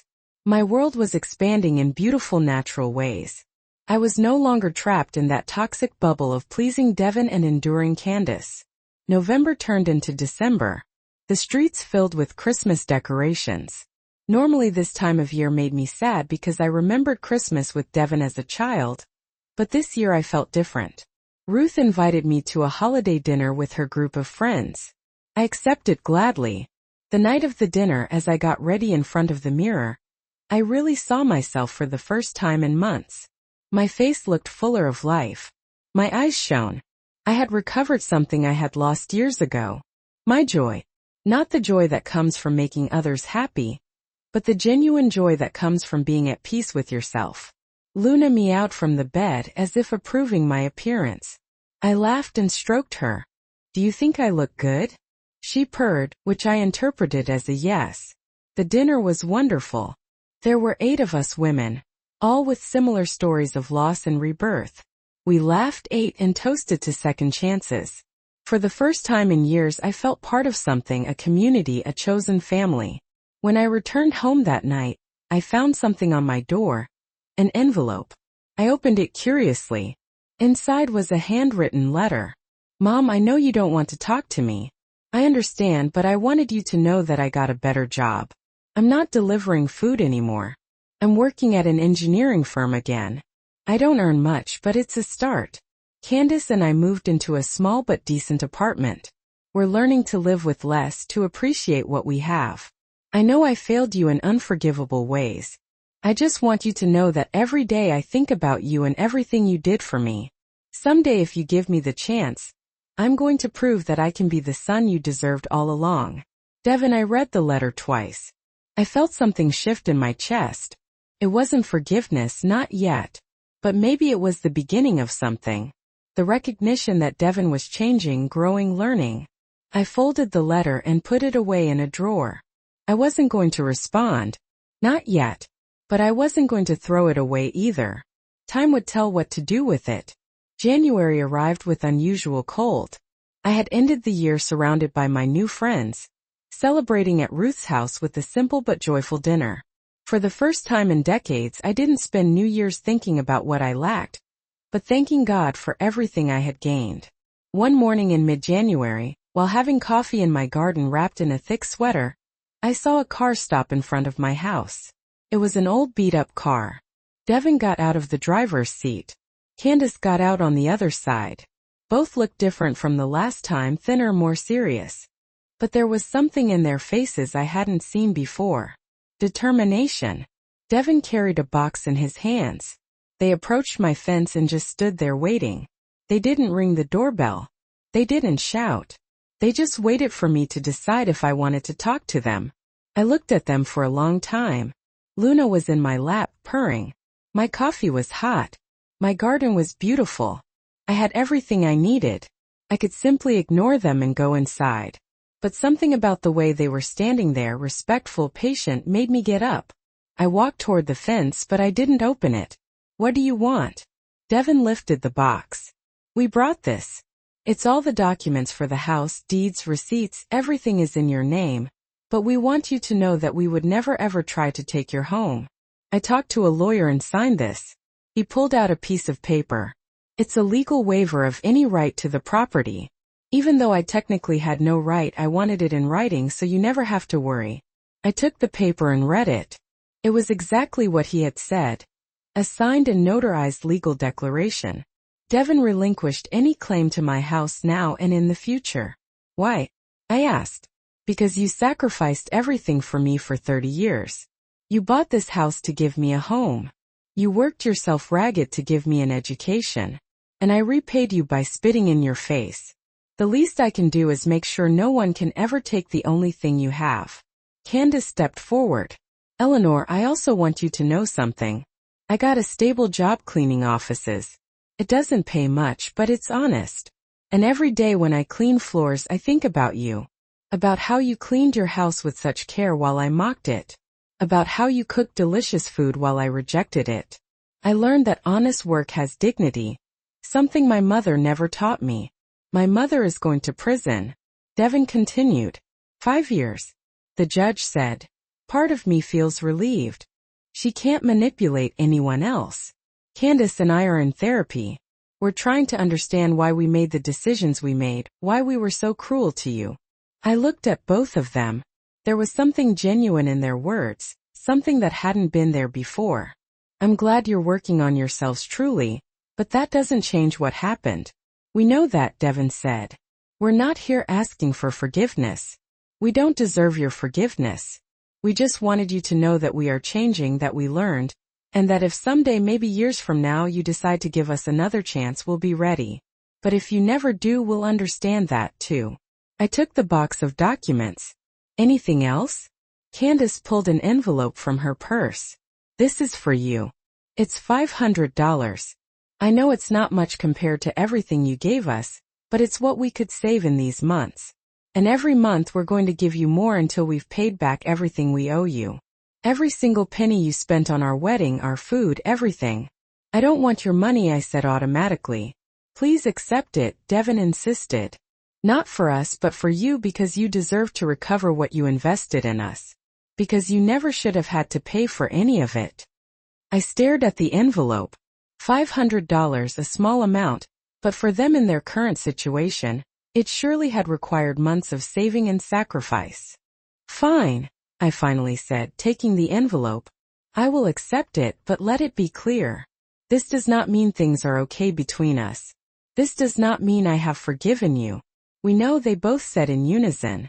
You have a long road ahead of you if you truly want to prove you've changed. Not with words, with actions. For years. Devin nodded. And for the first time I saw tears in his eyes. I'm going to spend the rest of my life trying to be the son you deserved, Mom. Even if you never forgive me, even if you never want to see me again, I'm going to try anyway. They turned to leave. I watched them walk to their beat-up car, get in and drive away. This time I didn't feel satisfaction or pain, just a kind of quiet closure. They had come with humility, recognized their mistakes, and taken responsibility. Did that mean everything was forgiven? No. Forgiveness doesn't work that way. It doesn't arrive in a dramatic moment with pretty words. It arrives slowly with time, with consistent actions that demonstrate real change. That afternoon, Jasmine came to visit me. I told her about Devin and Candace's visit. She examined the legal documents and nodded in approval. This is solid. Your house is completely protected. And the fact that he did this without you asking says something, Eleanor. What does it say? That maybe, just maybe, he's starting to truly understand what he did. The months kept passing. Every 30 days, like clockwork, an envelope appeared in my mailbox with money and a short note from Devin. Thinking of you, Mom. Hope you're well. Luna must be getting big now. He never asked for anything. He never expected a response. He just fulfilled his promise to pay what he owed. I kept the envelopes in a drawer. I didn't spend the money. I didn't know what to do with it yet, but I recognized the effort. In March, Ken, Mr. Powell's rewritten version. I never really had pets. Devin had allergies when he was little, and after that it just never crossed my mind. But now, looking at my newly renovated house, my life all put back together, the idea of a little creature to keep me company sounded pretty darn wonderful. What colors are they? I asked. There are 3 of them. One's all white, another's got orange and black patches, and the last one is gray with green eyes. They're very affectionate, ma'am, and they're already litter box trained. I'd like to see the gray one, I said without thinking. An hour or so later, Marcus came back carrying a cardboard box. When he opened it, there was the most beautiful kitten I'd ever laid eyes on. Soft gray fur, bright green eyes, small and just perfect. She looked up at me with curiosity and let out a soft little meow. She's precious, I whispered, gently scooping her up into my arms. The kitten immediately snuggled right against my chest, purring like a little engine. I felt something inside me just melt away. I'll keep her, I said. Marcus grinned from ear to ear. I knew you'd like her. My grandmother says this one was the most affectionate of the bunch. Almost like she was just waiting for the right person to come along. After Marcus left, I settled down on the sofa with the kitten in my lap. I stroked her soft fur gently while she purred away. You need a name, I told her. I thought for a moment and then smiled. I'm going to call you Luna because you arrived just as my life is starting fresh. Like a new moon. The next few days were completely different. I didn't feel so alone in the house anymore. Luna followed me everywhere I went. She slept in my bed and she'd sit right on my lap while I watched TV. Mrs. Jenkins came over to meet her, and she fell in love with her immediately. Oh, Eleanor, just look at her. She's gorgeous. This house needed some life in it, something cheerful and positive. She was absolutely right. The house didn't feel like the place where I'd suffered all those humiliations anymore. It felt like a real home, my home. One afternoon while I was at the pet store picking up some food for Luna, I ran right into Vivian. We literally bumped into each other, turning a corner in the aisle. She was wearing dark sunglasses, but I recognized her right away. She looked different. Her clothes, which were still designer stuff, were wrinkled. Her hair didn't have that perfect, expensive salon shine to it. She just looked tired and old. Eleanor, she said in surprise, taking off her sunglasses. Vivian, I replied, my voice cold. There was this awkward silence hanging in the air between us. She glanced at my shopping cart, taking in the cat food, the litter, the toys. Then she looked back at me, evaluating me like she always used to do. But this time she wasn't seeing the humble, frightened woman she remembered. "I heard about Devin and Candace," she finally said. "That they came to your place?" "Yeah, they did." "And you didn't let them in?" "Nope." She let out this bitter little laugh. "I don't blame you one bit. They were both fools, plain and simple. I thought Devin had more backbone, more ambition, but he turned out to be just as weak as his old man probably was." A surge of rage just exploded inside me. "Don't you dare talk about my husband like that. He was worth 1,000 times more than you'll ever be. He was an honest, hard-working man. Not some liar who lives on appearances." Her eyes narrowed. "What did you say?" "You heard me. I know everything about you, Vivian. I know your mansion is rented. I know you're up to your eyeballs in debt. I know you're charging Devin and Candace $2,000 a month for a room. I know everything." Her face went white as a sheet. For the first time since I'd known her, Vivian looked small and vulnerable.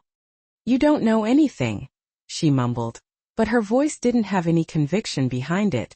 "I know enough. I know you used my son. You squeezed him dry until there was nothing left. And now that things are getting tough for you, you just threw them out like garbage, just like they did to me." "They made their own decisions." "Yes, they did. And now they're paying the price for them, just like you're going to pay for yours. I've heard the authorities are very interested in your import business, or should I say your non-existent business." Her face twisted up in fury. "Watch your mouth, you old busybody. Oh, you gonna sue me? Go right ahead. I'd love to see your finances all laid out in court." I leaned in closer to her and lowered my voice.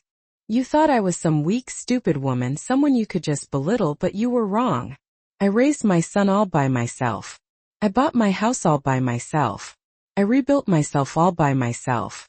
While you're sinking deeper and deeper into your lies and your debts, I'm stronger than ever." I didn't wait around for her to say anything back. I paid for my stuff and walked right out of that store with my head held high. My hands were shaking like crazy. My heart was pounding in my chest. But I felt powerful, really powerful. I had finally told the woman who had caused me so much grief the cold, hard truth about herself. That night, Jasmine called me, practically bursting with excitement. "Eleanor, you are not going to believe this. Vivian was arrested this afternoon. Apparently, the investigation moved a lot faster than anyone expected. They're charging her with fraud and tax evasion. She's going to trial." I just sat down on the sofa trying to take it all in. Luna jumped up onto my lap. "What about Devin? Is he involved in any of this?" "No, he didn't know anything about it. He was just another one of his mother-in-law's victims. But this also means that any hope they had of getting back the money they gave Vivian is gone. That money's just gone." After hanging up with Jasmine, I just sat there thinking. Devin and Candace had lost everything. Their money, their pride, their dreams of living large. And me, the woman they had tossed aside, was doing better than ever. On Sunday, I decided to do something I hadn't done in years. I went to the park all by myself. I walked along the trails, watched families playing together, couples holding hands. Before, those scenes would have just made me feel lonely and sad. But now I felt free. I didn't need anyone else to be happy. I had my house, my kitten, and my inner peace. I sat down on a park bench, and I met this woman named Ruth. She was about my age, with perfectly styled white hair and a kind, warm smile. We started chatting, and it turned out she also lived alone. She had also gone through a tough family situation with her kids. "It's liberating, isn't it?" she said to me. "When you finally realize you don't have to live for other people. That you can actually live for yourself." "Yes," I replied, smiling. "It really is very liberating." We exchanged phone numbers and made plans to meet for coffee the following week. I had a new friend, a new connection. My life was starting to fill up with good things, with good people, without Devin, without Candace, without all the toxic people who had just dragged me down.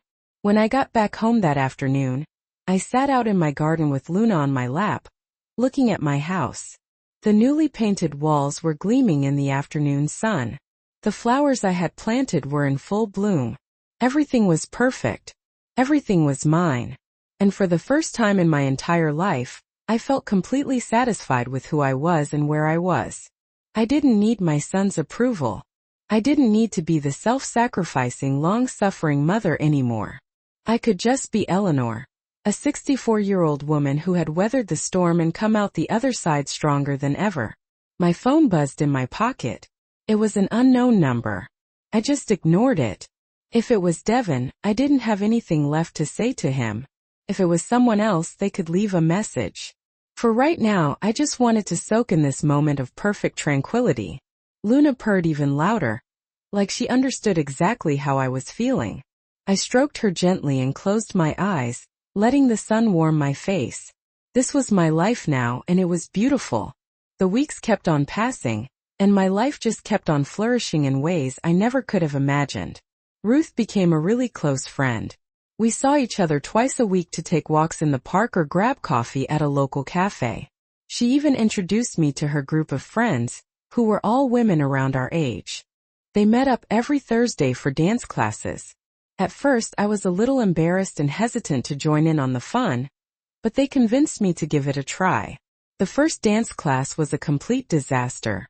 I stepped all over my partner's feet about 3 times, and I got totally confused with all the steps. But the women just laughed with me, not at me. And by the 3rd class, I was actually starting to get the hang of it, following the rhythm and finding my groove. There was something so freeing and empowering about moving my body to the beat of the music, about just letting go and not thinking about anything else for a change. During that hour of dancing, I wasn't the abandoned mother. I wasn't the humiliated woman. I was simply Eleanor, just dancing and feeling alive.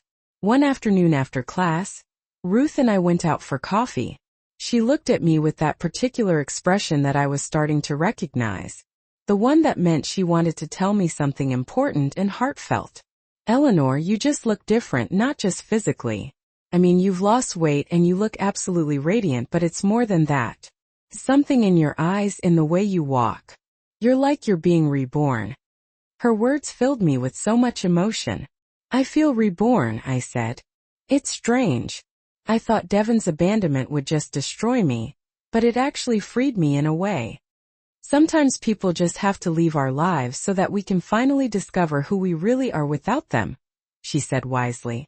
In the meantime, I had been hearing bits and pieces about Devin and Candace through neighborhood gossip. After they had to leave the church shelter, they managed to find a tiny little room in a boarding house on the poorer side of town. Devin had even found work as a bicycle delivery guy, something he never would have considered doing before. Candace was working cleaning houses. The same woman who had once turned her nose up at my cooking for being too ordinary was now scrubbing other people's floors just to survive. Mr. Powell told me that he had seen them one afternoon. He said they both looked completely exhausted and just defeated. Devin saw him and immediately looked down at the ground. He didn't even say hello. The shame was written all over his face. I didn't feel any sense of satisfaction hearing that, but I didn't feel any pity for them either. I just felt this kind of quiet neutrality. They were living out the consequences of the choices they had made, just as I was living out the consequences of mine. One day in October, while I was out watering my plants, I saw someone walking up towards my house. It was Candace, and she was all alone. She looked completely unrecognizable. Her hair was pulled back in a simple ponytail, and she wasn't wearing any makeup at all. She had on some old jeans and a worn-out t-shirt, but the most striking thing about her was her expression. There wasn't a single trace of the arrogance that she used to wear like a crown. There was just weariness and humility. She stopped right in front of my fence. "Eleanor, can we talk?" I put down the garden hose and looked at her. "Does Devin know you're here?" "No, he doesn't want to come. He says he's just too proud to beg again, but I need to talk to you." I thought about just telling her to leave, but something in her posture, in that genuine humility that I had never seen in her before, made me hesitate. "5 minutes right here," I said. She nodded gratefully. She stayed on the other side of the fence, like she was respecting some kind of invisible boundary. "I want to apologize," she started. "I know it doesn't mean a thing coming from me. I know I was just awful to you, but I need you to hear it anyway. Okay, I said. I'm listening.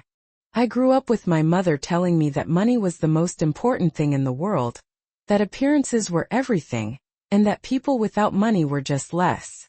And I actually believed her.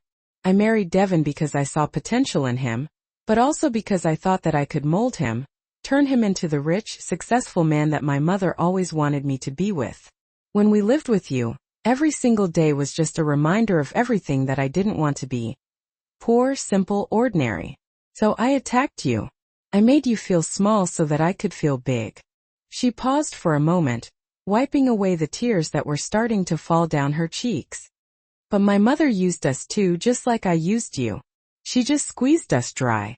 And when we weren't useful to her anymore, she just discarded us like trash. And that's when I finally understood. I understood what I did too. My nephew Ken invited me to dinner. He'd landed a fantastic job, all thanks to the connections I'd provided him. He wanted to express his gratitude. I accepted, figuring it would be a quick, polite dinner. But it turned out to be one of the most genuinely enjoyable evenings I'd experienced in years. Ken was sharp, funny, and incredibly respectful. He had me laughing in a way I hadn't laughed in a good long while. When he dropped me off back at my place, he said, "I'd really like to see you again, Eleanor, if you're open to it." Of course, I surprised myself by saying, "Yes, it wasn't a whirlwind romance or anything." "Not yet," he replied. "Maybe it never will be. But it's nice to have the company. It's about a connection.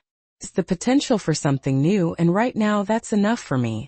April rolled around, and the garden just exploded with flowers, bringing with it a total sense of renewal. 8 months had gone by since that rainy day when Devin and Candace showed up at my doorstep with their suitcases, and I turned them away. 8 months in which I had steadily rebuilt my life, piece by piece, transforming it into something far better than it had ever been before. One afternoon, while I was out watering the plants with Luna, my cat, trailing after me among the flowers, I heard familiar voices coming from the street. It was Devin. He was chatting with Mrs. Jenkins, helping her carry her grocery bags to her house. I watched him from the safety of my garden without him noticing me. He looked different, definitely thinner but also stronger. There was just something about his posture, the way he genuinely smiled while talking to our neighbor, that made me realize the change in him was real. When he finished helping Carol, he finally saw me. He froze for a second, caught off guard, and then raised his hand in a tentative, shy wave. I simply nodded my head in response. It wasn't much, I know, but it was certainly more than I'd given him in the last several months. I saw his face just light up with hope before he continued on his way. That night, Ken came over for dinner. We had been seeing each other on a pretty regular basis for about 2 months now. Nothing too serious, just dinners out, walks in the park, and long conversations about life in general. He never pushed for more than I was comfortable with, never demanded anything from me. He was simply there, being good company. "Your garden is just beautiful," he commented as we were having dinner out on the patio. "It's like it's just exploded with life everywhere." "That's exactly how I feel," I replied, smiling. "Like I've exploded with life after being asleep for years." He reached across the table and took my hand. "I'm so glad I got to meet this Eleanor, the strong woman who's finally living life for herself."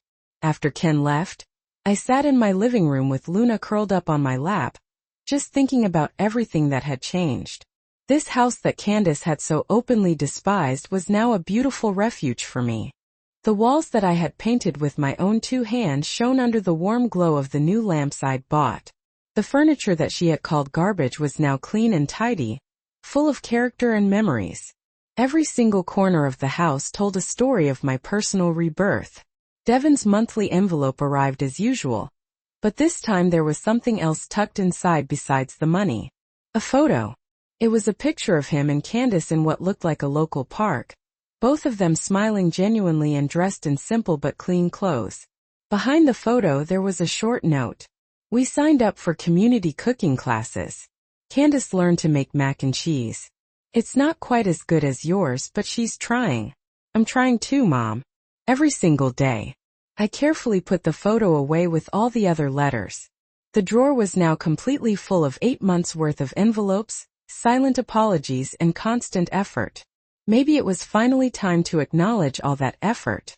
In May, Ruth organized a dance group get-together at my house. It was the first time I had opened my home for a celebration since Devin had left. The women arrived with plenty of food, a lot of laughter, and good music. My living room was quickly filled with life and joy. We danced, ate, and told stories. Mrs. Jenkins even brought some old neighborhood photos, and we spent hours reminiscing about the good old days. "Look at Eleanor," Ruth said, raising her glass in a toast. "Just a year ago she was a broken woman. Today, she is a woman who shines with the promise of second chances." 2 second chances, we all repeated in agreement. That night, after everyone had finally left, I sat out in my garden under the stars. Luna was fast asleep on my lap. The warm breeze carried the sweet scent of the flowers. Everything felt so incredibly peaceful. Then I heard the gate open. It was Devin alone without Candace. He walked slowly to the fence and stopped. "Sorry to come so late, Mom. I saw the lights were still on inside. Can I talk to you for just a moment?" I looked at him for a long time, taking him in. Then, for the first time in 8 months, I reached over and opened the fence. "Come in, but just for a moment." He entered cautiously, almost as if he was afraid I would change my mind. He sat down on the garden bench, keeping a respectful distance between us. Luna looked up at him with curiosity. "Is that a new cat?" he asked, pointing to Luna. "Her name is Luna. I adopted her months ago. She's pretty sweet." There was a long silence hanging in the air. Then Devin took a deep breath. "Mom, I didn't come to ask you for anything. I just came to tell you that I saw you with that man, Ken. You looked really happy, and that makes me happy too. You deserve to be happy. You deserve to have good people in your life." "Where are you going with this, Devin?" I asked him. "Nowhere really. I just want you to know that I no longer expect you to forgive me. I no longer expect things to ever go back to the way they were. I just hope that someday when you see me on the street, you don't feel pain. That you can look at me and feel nothing indifference, because even that would be better than what I deserve." His words surprised me. There was no pleading in them, no manipulation, just honest acceptance of the consequences of his actions. "Devin," I said slowly, "I don't feel indifference when I see you. I still feel pain, but I also see your effort. I see that you've changed. I don't know if we can ever truly have a relationship again, but I acknowledge that you are trying." I saw tears streaming down his cheeks. "That's more than I expected to hear. Thank you, Mom." He started to get up to leave, but I stopped him. "Devin, come to dinner next Sunday, you and Candace. I can't promise that everything will be okay, but it's a start." His face lit up with a careful sense of hope. "Really? Really?" "Yes. 2 o'clock in the afternoon. Don't be late." After he left, I stayed in the garden feeling a mixture of different emotions swirling inside me. I hadn't completely forgiven them, not by a long shot. Maybe I never would. But I was willing to give them an opportunity to demonstrate that the change in them was real and permanent. Sunday finally arrived. Devin and Candace showed up exactly at 2 o'clock, bringing flowers for the garden and a framed photo of me that they had restored. It was a picture from when Devin was little, both of us smiling in this very garden. The dinner was awkward at first, filled with forced conversations and long silences, but little by little, we slowly began to talk for real. Devin told me about his job and how he was rebuilding his career. Candace told me about her therapy sessions and how she was learning to value the simpler things in life. It wasn't magical, and there was no big hug or dramatic crying, but it was a beginning, a small first step towards something that perhaps, with years of hard work and honesty, could eventually become a new relationship. When they left that afternoon, I stood in my doorway watching them get into their old car. Mrs. Jenkins approached me from her garden. "Did you forgive them?" she asked me. "No," I replied honestly. "But I'm giving them the opportunity to earn that forgiveness. If they truly want it, they're going to have to work for it for a very long time." That night, sitting in my living room with Luna purring contentedly on my lap, I reflected on my life. I had gone from being a broken, humiliated woman to a strong, complete woman. I had my beautiful house, my wonderful friends, the possibility of a new love with Ken, and now perhaps the possibility of a rebuilt relationship with my son. The past no longer had any real power over me. Candace's cruel words, Devon's abandonment, Vivian's manipulation, all of that was now just history. I had survived the storm and come out on the other side stronger, wiser, and more whole than ever before. My phone vibrated. It was a text message from Devon. "Thanks for today, Mom. It was more than we deserved. We love you." I smiled and put the phone away. I didn't reply, not yet anyway. But maybe tomorrow or perhaps next week. Because now I was finally in control. I got to decide the terms. I chose my own peace. Luna stretched her paws and yawned. I stroked her gently as I looked out the window at my moonlit garden. Every single flower I had planted was a symbol of my rebirth. Every wall I had painted was a declaration of my independence. This house was no longer just a place of pain. It was my sanctuary, my victory, my home. And I, Eleanor Thorne at 64 years old, was finally truly living. Not for others, not out of obligation, but for myself, for my own happiness, and for my own peace of mind. The past had lost its grip, and the future shone brightly with infinite possibilities. Did you like my story? And what city are you listening from? Let's meet in the comments. If you like the story, you can support me by sending a super thanks so I can keep bringing more stories like this. Thank you so much for your sweet support. I'm looking forward to your comments on the story. On the screen you can see 2 new life stories that I highly recommend. There's so much more on my channel. Don't forget to subscribe. See you in the next life story. With love and respect.